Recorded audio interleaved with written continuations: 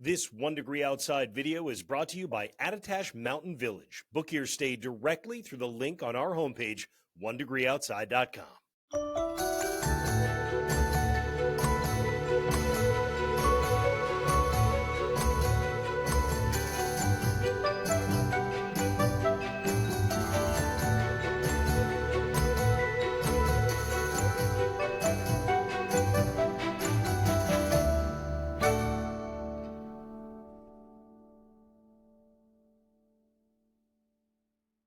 And you know the stuff that we bring you on our app and our website is free to you, all because of our partners. So big tip of the cap to Attitash Mountain Village. Not Attitash Mountain, which is great too, but this is the great place to stay right across the street from the mountain. Attitash Mountain Village, thanks for being on board. And folks, please consider them if you're going to be heading up to the mountains over the course of the winter. All right, lots to come up in this Insights video. Winter's made a quick comeback. You can feel it out there. Mostly it starts out, it's just chilly air. But the pattern turns more active next week. And then beyond that, I don't know if you watched pattern predictions, but I had told you how I was really excited about, for winter lovers, from December 20th onward.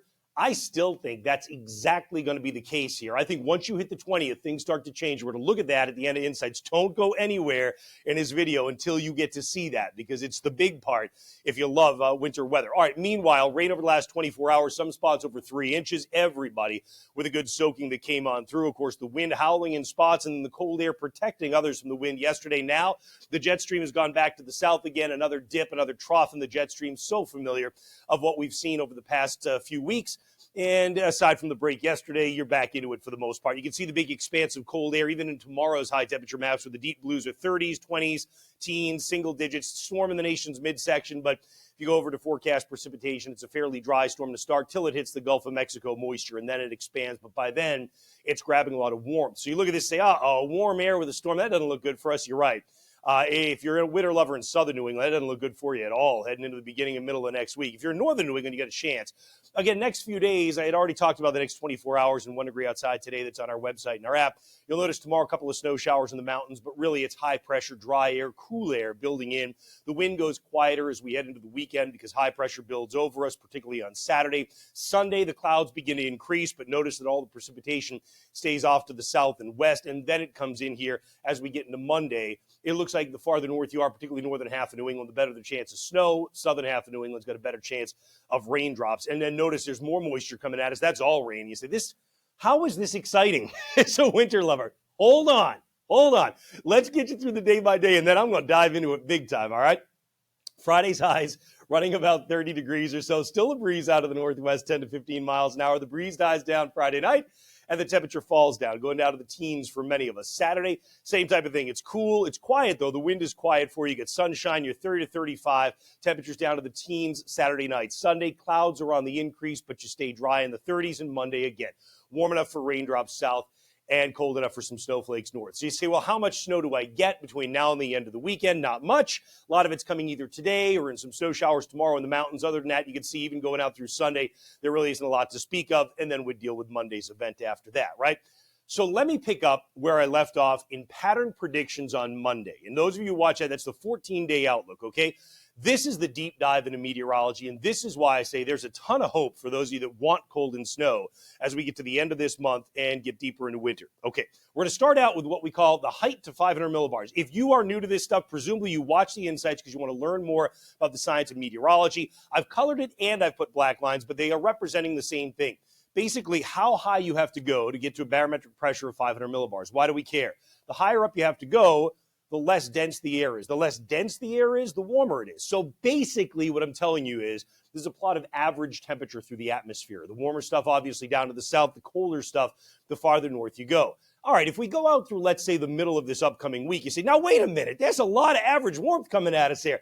It is. That's why I'm saying I wouldn't get too excited, especially in southern New England, anywhere through the middle of next week. But hold on. But wait, there's more, right? There we are, middle of next week. What's going on to the north? I talked about this in pattern predictions, that it's cross-polar flows. Siberia over in Russia has housed a lot of the cold air, the real cold air, so far this winter.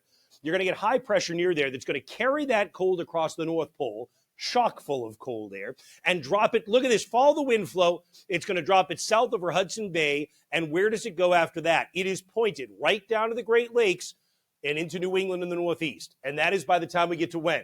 Go figure, December 20th, right? So there's a lot of meteorology behind the statements that I make about from the 20th onward. Because look, on the front side of that, you're going to have storm development that's quite possible, in fact, likely, I would say, as we get into that time frame. But you're not done.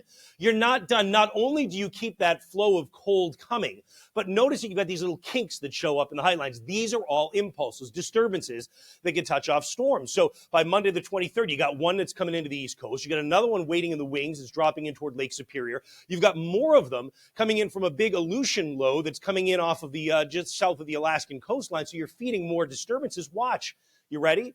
I'm going to go from the 23rd on. There's more that keep feeding in. And all the while, for the most part, you're into the cold and you're still opening it up from the north. So when I look at this, I say, I'm not sure you could get a more kind of loaded scenario for the potential of snow and cold as we get toward the end of the month than what I see right now.